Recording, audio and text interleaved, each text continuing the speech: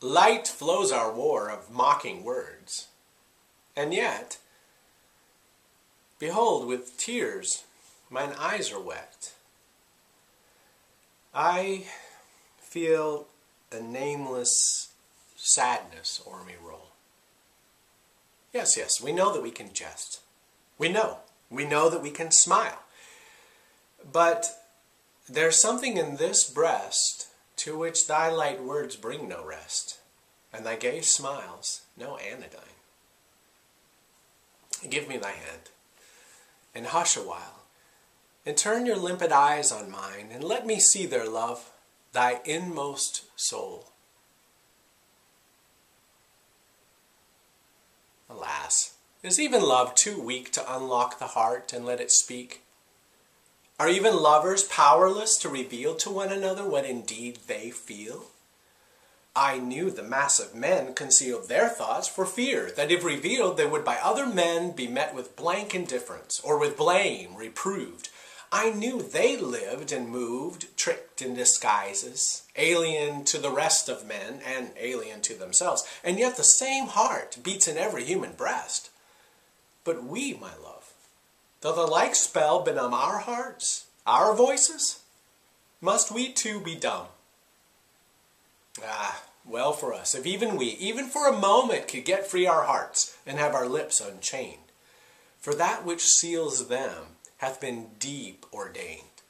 Fate, which foresaw how frivolous a baby man would be, by what distractions he would be possessed, how he would pour himself into every strife and well-nigh change his own identity, that it might keep from his capricious play his genuine self, and force him to obey, even in his own despite, his being's law, bade through the deep recesses of our breast, the unregarded river of our life pursue with indiscernible flow its way, and that we should not see the buried stream, and seem to be eddying on at large in blind uncertainty, though driving on with it eternally.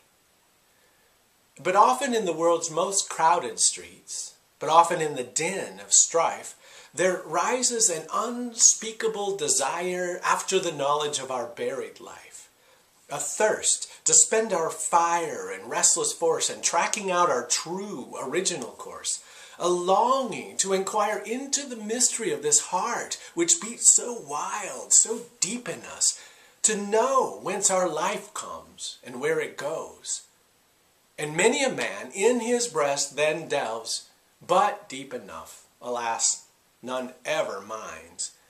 And we have been on many thousand lines, and we have shown on each spirit and power, but hardly have we for one little hour been on our own line.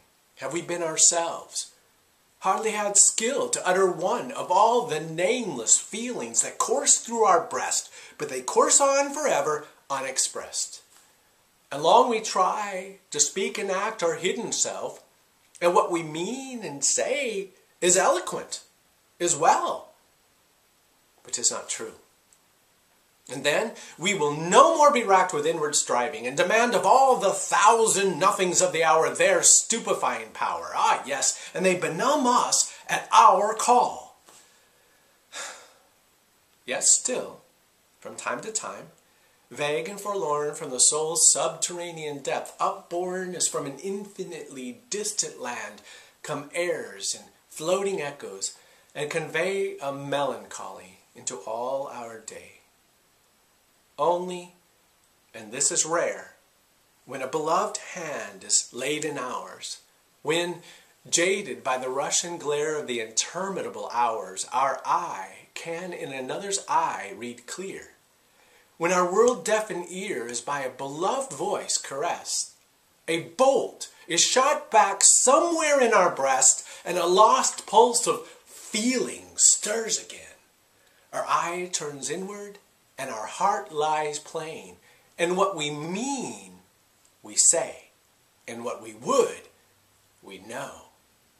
A man becomes aware of his life's flow, and he hears the winding murmur, and he sees the meadow where it glides, the sun, the breeze, And there arrives a lull in the hot race wherein he doth forever chase that flying and elusive shadow rest.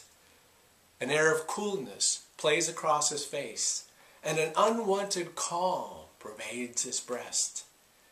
And then he thinks he knows the hills where his life rose, and the sea where it goes.